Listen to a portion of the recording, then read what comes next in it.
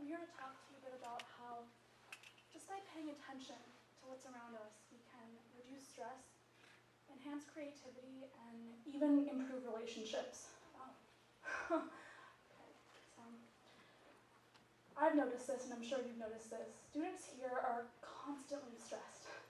100 things to do in a day, emails, meetings, classes, and just the normal social stressors of being a college student. We see things and they're spiraling out of control. And we try to control them, thinking that if we do, we can hold things still. But that's really not possible. Our lives are incredibly complex, and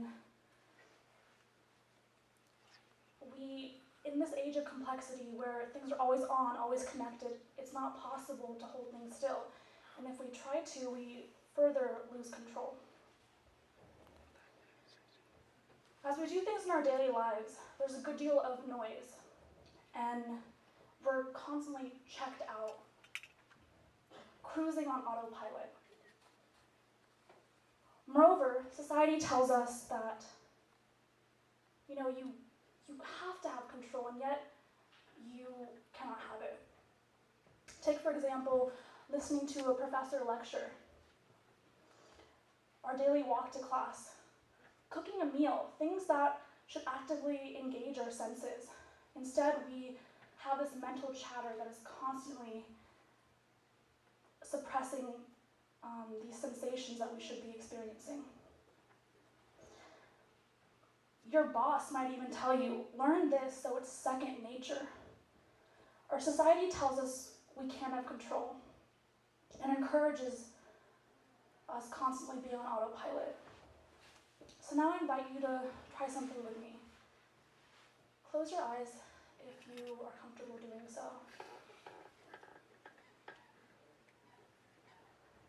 Relax your shoulders away from your ears. Bring your attention to your breath. Breathe naturally. The aim of this exercise is to bring awareness to physical sensations in different parts of our body.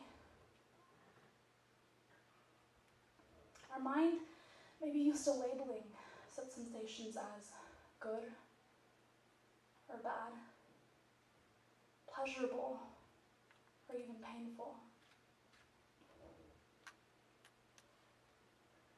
But instead, I invite you to just notice, without judgment.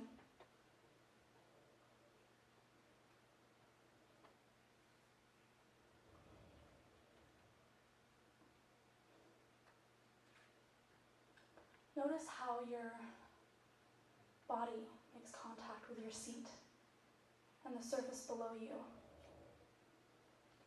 And on the next out-breath, sink deeper into your seat, deeper into the ground.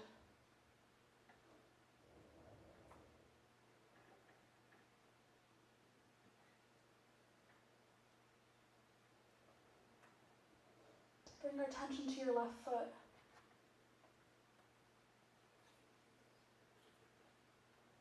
Your left calf.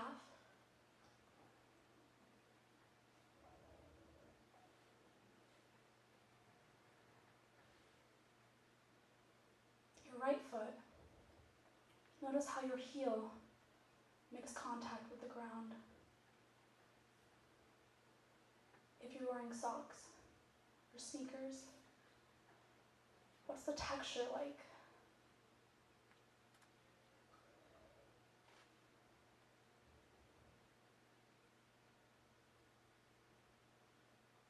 Bring your attention up to your left or right calf.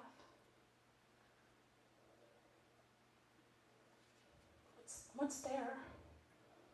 Tingling, warmth, pulsating, coolness,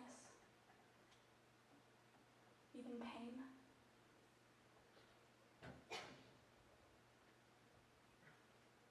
You may not feel anything at all.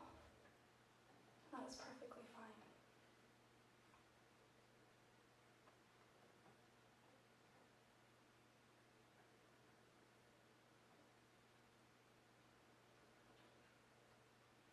do experience pain, try breathing into that part of your body on the next out breath. Breathing into the pain and relaxing.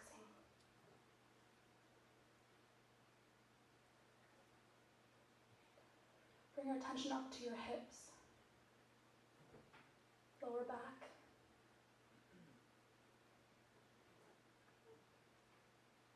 shoulders,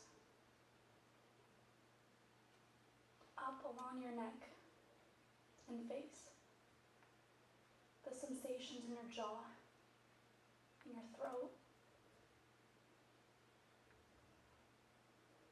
If you find your attention drifting, as it surely may,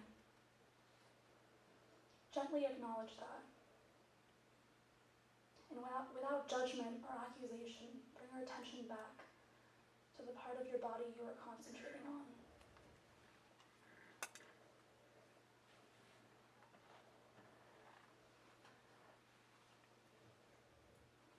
Bring your attention to your upper back, how it makes contact with the seat behind you,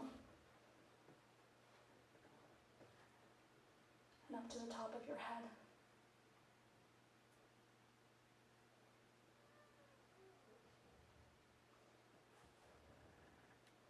Now, pay attention to your body as a whole. How do these sensations interact? Is there heaviness, floating, tingling, warmth? Accept the sensation and take this opportunity to simply notice. And when you are ready, open your eyes.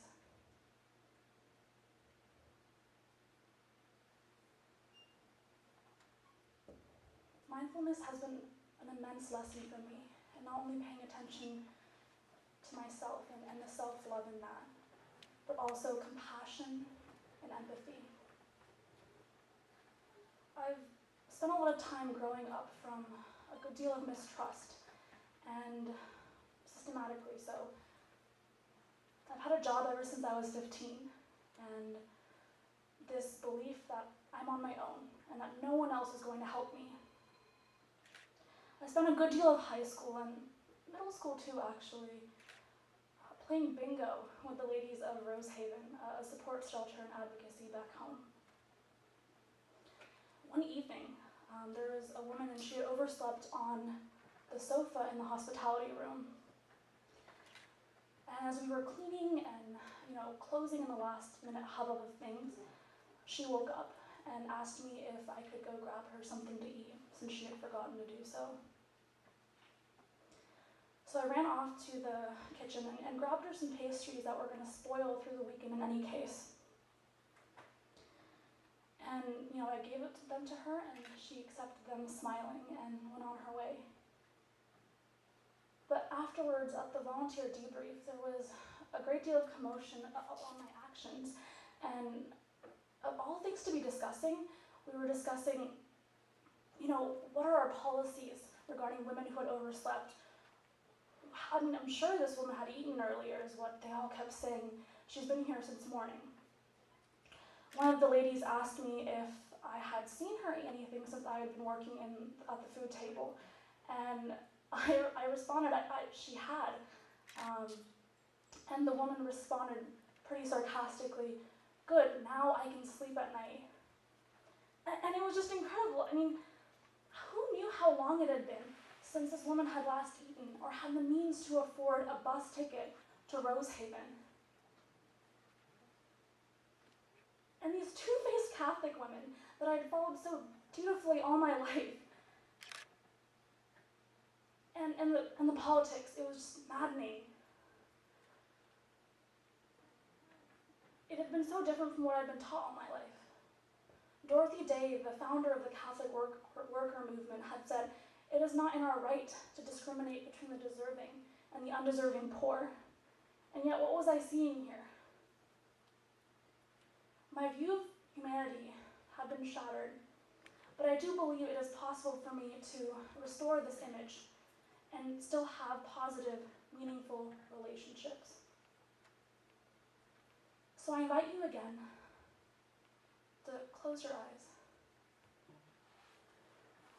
And this time, imagine yourself in your mind's eye. And repeat silently after me.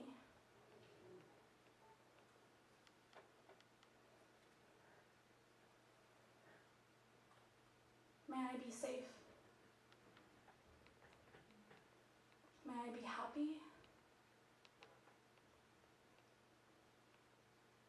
May I be healthy. May I be free.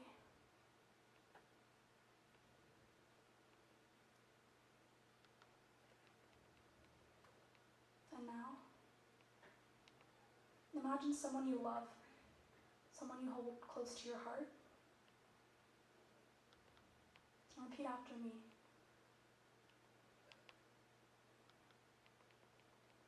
May you be safe.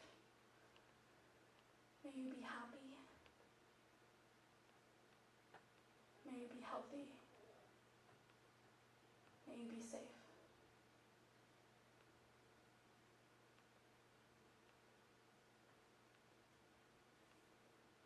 Now take a moment to imagine someone you don't get along with, someone you don't have the best relationship with. And repeat after me silently. May you be happy. May you be safe. May you be healthy. May you be free. When you are ready, gently open your eyes.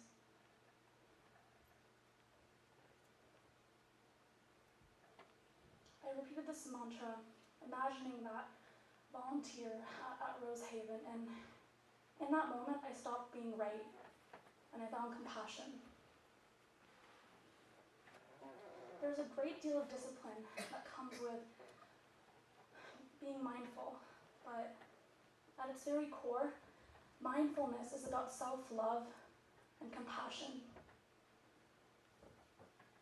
This world desperately needs more peacemakers, healers, storytellers, and lovers of all kind. So I invite you to make the choice to be mindful and pay attention and tread lightly into tomorrow.